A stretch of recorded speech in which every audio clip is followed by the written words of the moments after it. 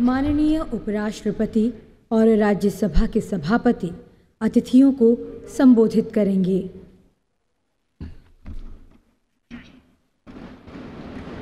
Respected Rashtrapati Ji, Honorable Speaker of Lok Sabha, Sri Om Birla Ji, Honorable Prime Minister, Sri Narendra Bhai Modi Ji, Sri Prahlad Joshi Ji, Minister for Parliamentary Affairs, Sri Ghulam Nabi Azad Ji, Sri Adhir Ranjan Chaudhary Ji, Union Ministers, Members of Parliament, and other distinguished invitees, friends from the media. At the outset, I wholeheartedly extend my felicitations to the people of our country on this happy occasion of the 70th anniversary of adoption of the Constitution of India, an important milestone in the march of our country towards emerging as a sovereign, socialist, secular, and democratic republic. It was only on this day, 70 years ago, that we, the people of India, gave ourselves this constitution by which the Union of India came into being. Our constitution is not a static sculpture cast in stone, but a living document. A document that was shaped by some of the India's finest minds and sensitive hearts. It is a document that we constantly engage with, trying constantly to shape our polity and governance in consonance with the spirit of this document. The fact that we have amended this document 103 times shows how actively we ensure that its relevance is not diminished in a country that is transforming itself very rapidly. On this occasion, I pay my tribute to the millions of freedom fighters who gave their lives to make us free citizens of independent India, the members of the Constituent Assembly, and in particular, Dr. Baba Saheb Ambedkar for giving us this constitution, the longest written constitution in the world. On behalf of the entire nation, I salute these great sons of this great country for the great contribution they have made. It took almost 3 years to complete this formidable task. As chairman of the drafting committee, Dr. Baba Saheb Ambedkar studied 60 constitutions, and with his deep knowledge of our society and the requirements for building a modern India, he coordinated the drafting of this document in a masterly fashion. It was a document that was extensively debated. 2,473 amendments were actually moved in the Constituent Assembly. It drew upon a number of features from the constitutions of different countries, including that of USA, UK, the then USSR, Ireland, Canada, France, Germany, Australia, and Japan. In his closing speech, while presenting the draft constitution, Dr. B.R. Ambedkar expressed a sense of deep satisfaction at the work accomplished. At the same time, he was candid enough to express his fears as to what future has in store for India. He had said, I quote, "Will Indians place the country above their creed, or will they place the creed above the country? I do not know. But this much is certain, that if the parties place creed above the country, our independence will be put in jeopardy a second time and probably be lost forever. This eventually we must all resolutely guard against. We must be determined to defend our independence with the last drop of our blood," unquote. On a positive note, he made 3 important suggestions to maintain democracy, not merely in form, but also in fact. Dr. Ambedkar ji felt that we must make our political democracy a social democracy as well. Dear honorable members, these observations are relevant today as they were in 1949. They serve as guideposts for us to steer clear of debilitating pitfalls in our democratic journey. The Indian democratic experiment over the past 70 years has been indeed fairly positive, except for a dark patch during the emergency when the Constitution was subverted, mainly because we did not heed one of the warnings given by Dr. Baba Saheb Ambedkar. But it is growing testimony to our country's resilience, the strong framework of the parliamentary democracy, a robust electoral system, among all, the people's ability to orchestrate dissent through constitutional provisions that prevent us from slipping into dictatorship. Over the last 7 decades, we should look back with legitimate pride. that our country has not only adhered to its democratic constitution, but also has made tremendous progress in breathing life into the document and deepening the democratic ethos.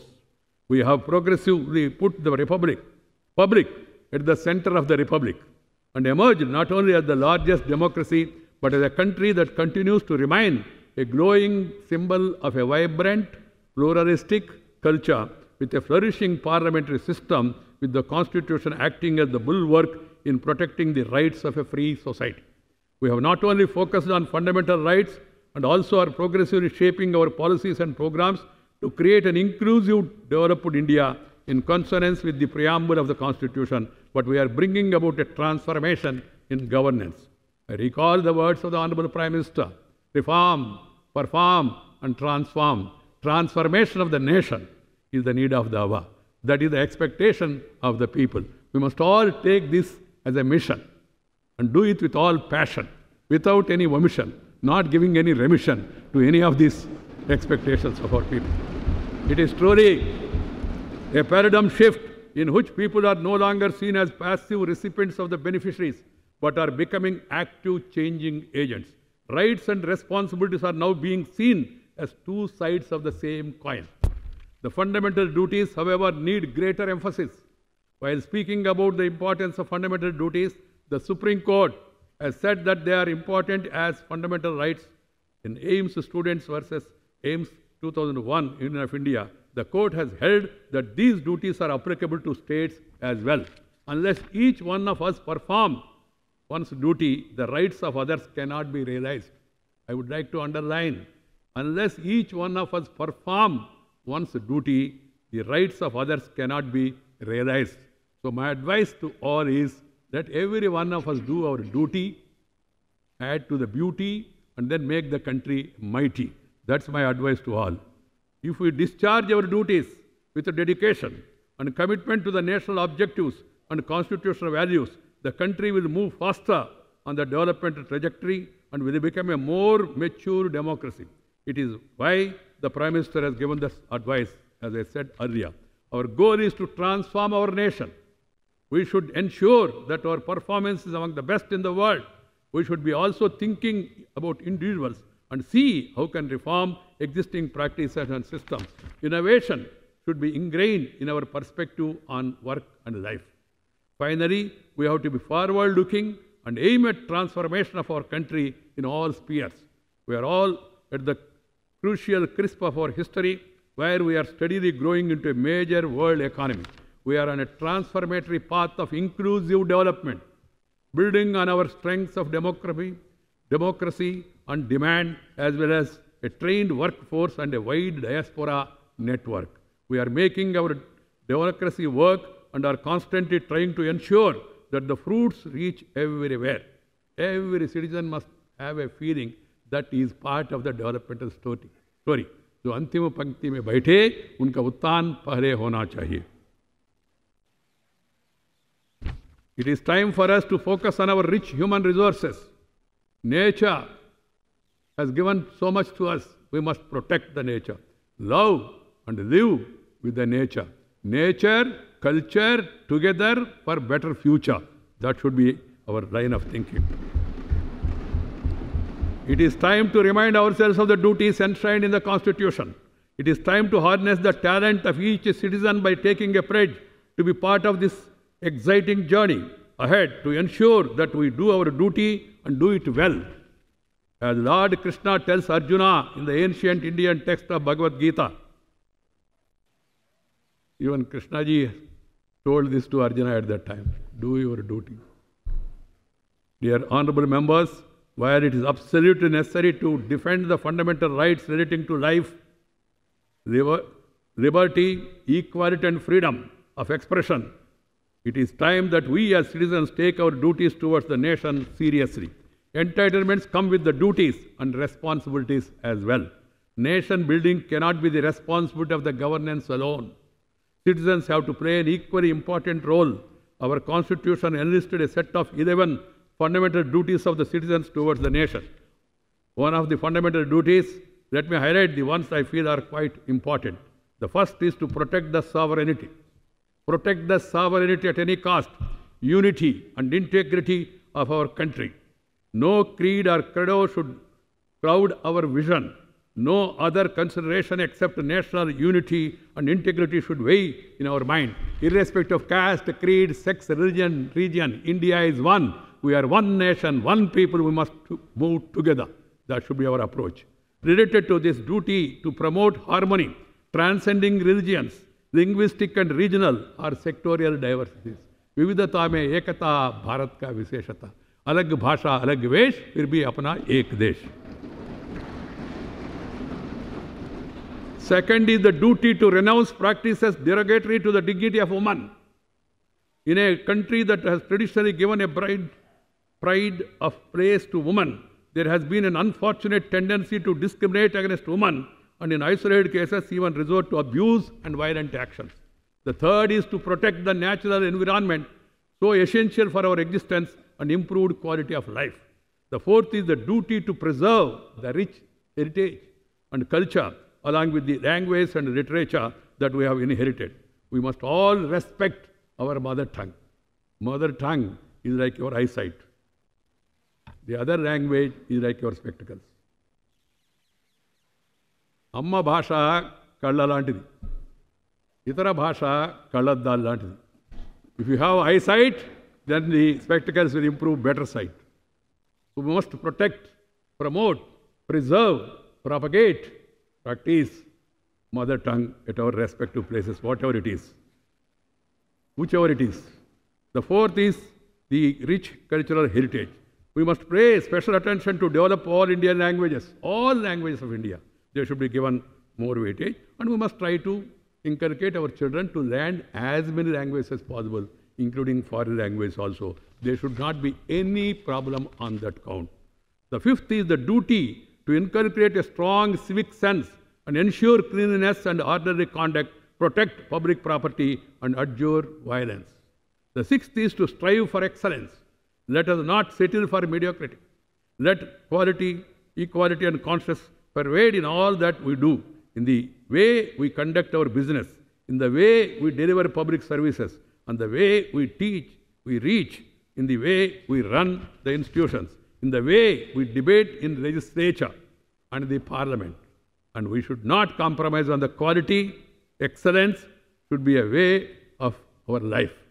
On this occasion, let us resolve to spread awareness among the citizens of our country about their fundamental duties. As an instrument of promoting this awareness, I suggest that fundamental duties be included in the curriculum at an appropriate level. The list of fundamental duties should be displayed in all education institutions, offices, public places across the country, and we must reach out to the youth through appropriate campaigns. The Constitution has created three organs of the state, namely the legislature, the judiciary, and the executive, with well-defined jurisdiction. Let every organ work to its mandate without encroaching on that of the other. But for occasional frictions, the constitutional scheme has so far worked well. We should look for ways to work together even more effectively. We are passing through exciting times relating to our freedom, parliamentary democracy, and becoming a republic. The historic 250th session of Rajya Sabha is in progress while we are celebrating the 70th anniversary of adoption of the Constitution. We are also celebrating 150th birth anniversary of Mahatma Gandhi, who converted our freedom struggle into a mass movement leading to our freedom. Soon, we are going to celebrate the 75th anniversary of our independence. I am grateful to Rashtrapati Ji for his accepting to release a coin and a postal stamp on the occasion of landmark of the 250th session of Rajya Sabha, and also for accepting to receive the first copy of the commemorative volume. I wish to thank the Ministry of Finance and the Department of Posts and Communications for bringing out these two coin and also postal stamp. On this momentous occasion, I pay my respectable homage to Dr. Baba Saheb Ambedkar, the illustrious son of our great land. Today is the day, who left us such an indelible mark on the history of India with his vast erudition and extraordinary vision, and also the other great sons of this great country who made this beautiful, beautiful, dutiful, mightiful Constitution of India. on this very occasion, happy occasion, let us resolve to strive for realizing these objectives enshrined in the Constitution of India by adhering to the letter and spirit of methods provided there. Let us strive for excellence in the discharge of our duties. We, the people, have to make up our mind to serve the nation and shape it the way we wish to ideally see it. I also would like to recollect the contribution, the extraordinary labor of love in writing the entire Constitution in his own handwriting without any remuneration, Sri Prem Bihari Narayan. If you look at the original Constitution, in every page his name is there. At the end, his signature is there. So this is the contribution he made in his own way at that time without expecting any remuneration. अतः संविधान दिवस के महत्वपूर्ण अवसर पर संविधान की मान्यताओं और मर्यादाओं के संरक्षण और संवर्धन के प्रति पुनः संकल्पबद्ध हो लोकतांत्रिक गणराज्य में सच सचेतक नागरिकों के सक्रिय और सार्थक प्रयास आवश्यक शर्त है। अतः संविधान में निहित आदर्शों और मर्यादाओं की पूर्ति के लिए जरूरी है कि नागरिक अपने अधिकारों के साथ साथ मूल कर्तव्यों का आस्थापूर्वक पालन करे और अपने निजी, सामुदायिक और व्यवस्थित जीवन में नागरिक कर्तव्यों का आत्मसात करे। संविधान दिवस के पावन अवसर पर, ये पावन अवसर है, स्वतंत्रता आंदोलन के आदर्शों और अपने संविधान निर्माताओं की आशाओं और अपेक्षाओं का और श्रद्धापूर्वक स्मरण करे और उन्हें पूरा करने का संकल्प ले। सदियों से गुलामी के बंधन में जकड़े इस देश को एक आधुनिक और प्रगतिशील संवैधानिक दृष्टि देने के लिए मैं श्रद्धेय डॉक्टर बाबा साहब भीमराव अंबेडकर जी के प्रति और अन्य महान भाव जिन्होंने अपना योगदान दिया, उनके सबके प्रति हार्दिक कृतज्ञता व्यक्त करता हूँ। उनकी पुण्य स्मृति को विनम्र पूर्वक नमन करता हूँ। नमस्कार, जय हिंद।